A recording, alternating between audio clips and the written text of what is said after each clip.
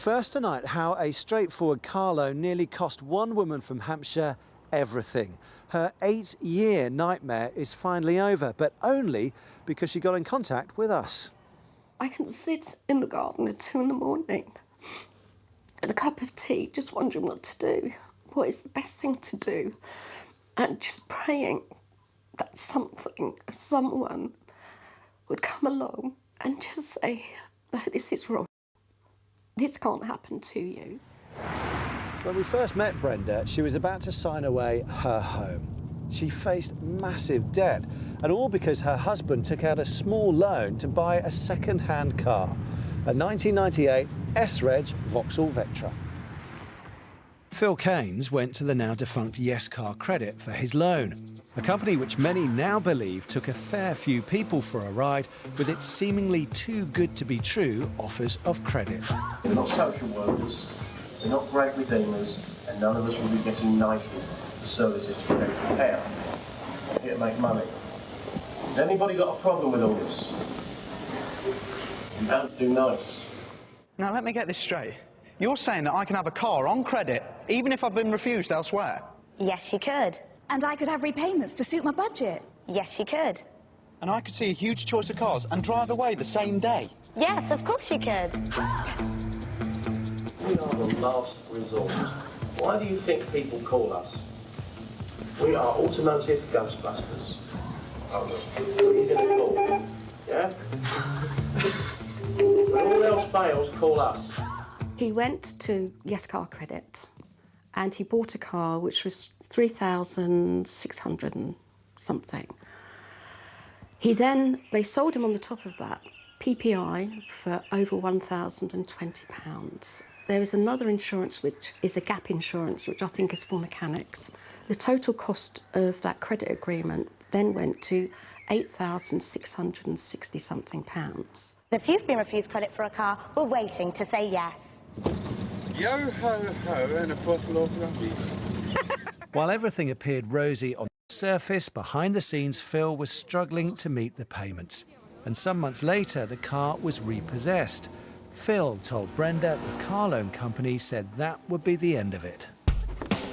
But far from being an end of the matter, that £8,000 debt continued to spiral, to the point that it could have bought that car, and that car, all three, £97,000 worth. In 2009, Phil Keynes was declared bankrupt, but it was a year that other tragedies would strike. Thank you for the best holiday I have ever had. And thank you for the best holiday I've ever had too. Good.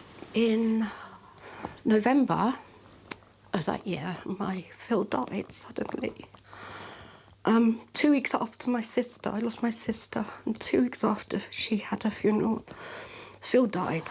So I rang Mr. Bench at the insolvency agency and said I assumed that that was the end of the matter because this bankruptcy was not my bankruptcy, it was Phil's.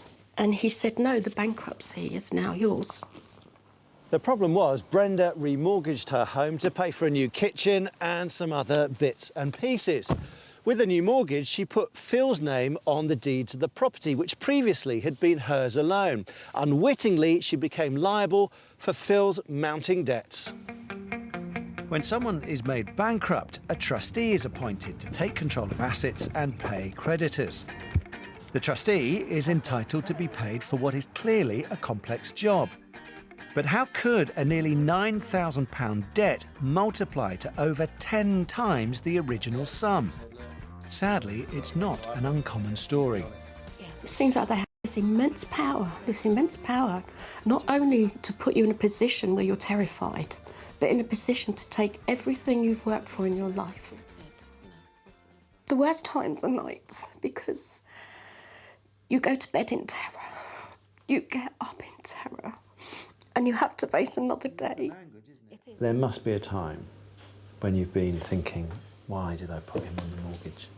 I know you did it for the right reasons, because, you know, it's the man you love, you know, you're married to this man, yes. You want him to be part of your life. Yes, But there must be a time when you think, if only I hadn't done that, if only we hadn't redone the kitchen. That's right. I have to say at the beginning, I was so angry.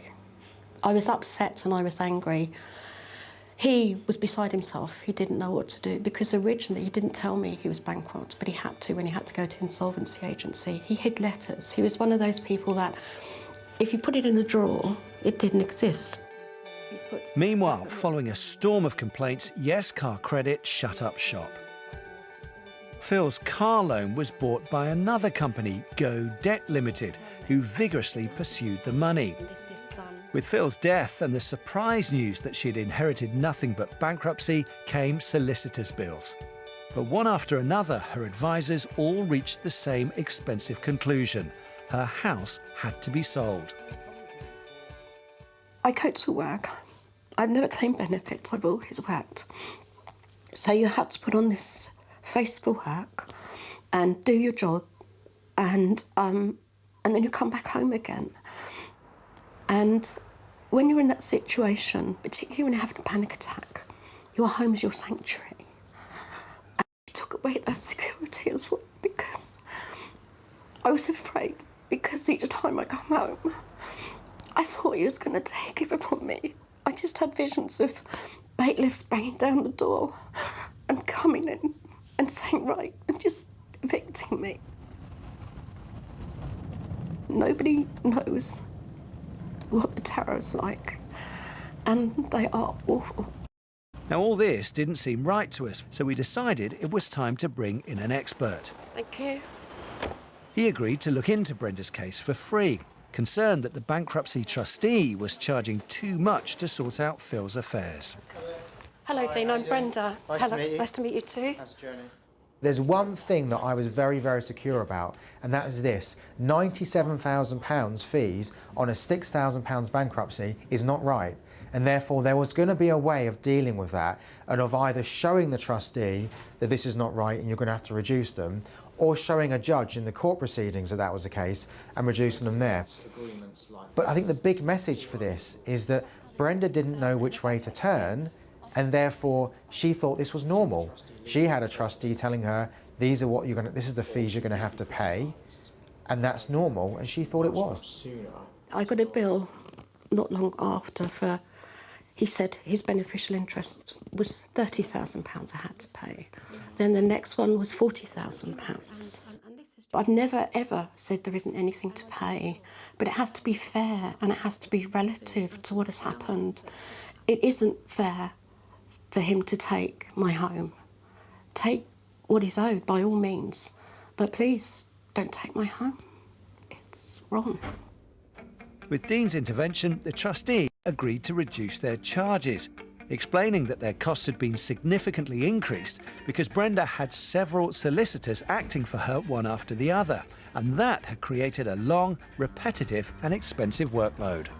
After months of negotiation, Dean achieved what appeared to be impossible. There's still fees to pay and the original car loan to pay off, but it's now more like £20,000. And most importantly, Brenda's home is safe. Now, I'm really glad to say that the situation we find ourselves in now is that the trustees' fees are now at £10,000. We've got to pay the original petitioning creditors' fees. That's the car company who petitioned for bankruptcy, and that's the end of it. But here's the biggest point with this that I'm most pleased to say: she's not losing her house. It remains intact. No one's going to come after it. She owes nobody any money anymore, and she can get on with her life. But the worst thing that people can do, and many people do it, and to an extent Brenda did it as well, is bury their head in the sand with debt. It's going to go away. It doesn't go away. It never does, and it has to be dealt with and faced head on.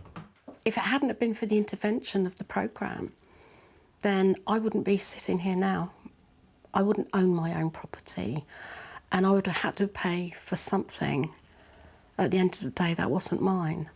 And so all of that and all the panic, the terror, that will never go away. The terror still haunts me. But now, at this moment in time, I'm elated